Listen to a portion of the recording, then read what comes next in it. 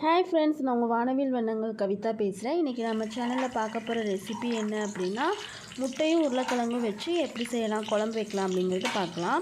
அதுக்கு நான் வெங்காயம், சின்ன வெங்காயம், பூண்டு, இஞ்சி, தக்காளி இதை 4ஐயும் எண்ணெயில் வதக்கி அதை மிக்சியில் போட்டு நல்லா அடித்து எடுத்துக்கோங்க. அடுத்தது அதே எண்ணெயில் உருளைக்கிழங்கு 2 ஆட் பண்ணி இந்த சைஸ் கட் பண்ணி எடுத்து அதையும் போட்டுட்டு கொஞ்சம் மஞ்சத்தூள், வரமிளகாத்தூள்,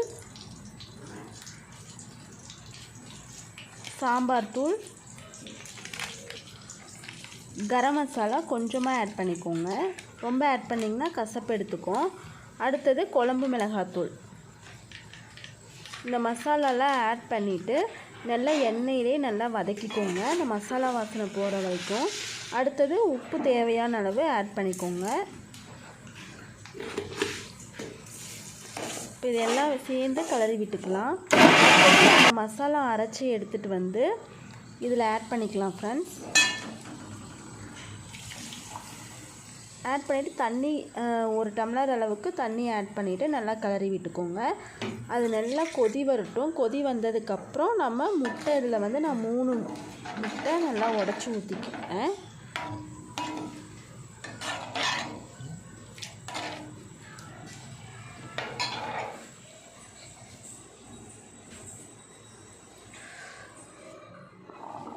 இப்போ கொதி வந்துச்சு ஃப்ரெண்ட்ஸ். உருளைக்கிழங்கும் நல்லா வெந்துருச்சு. இப்போ நம்ம முட்டையை ஆட் பண்ணிக்கலாம். இதில் நீங்கள் எத்தனை முட்டை வேணாலும் ஆட் பண்ணிக்கலாம். நான் ஒரு 3 முட்டை மட்டும் ஆட் பண்ணிக்கிறேன்.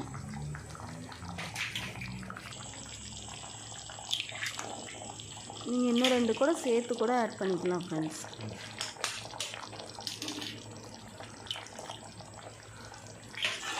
இப்போ இதை அப்படியே கிளறி விடாமல் முட்டை ஊற்றுனதுக்கப்புறம் அப்படியே மூடி போட்டு நல்லா மூடி வச்சுருங்க.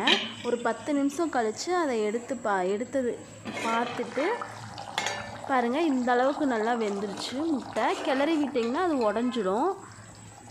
இப்போ நம்ம ஊற்றின உடனே அதை மூடி வச்சுங்காட்டி பாருங்கள், ஒவ்வொரு முட்டை அந்த ஊற்றின மாதிரியே கொஞ்சம் கொஞ்சம் பெருசாக சைஸ் அப்படியே இருக்குது.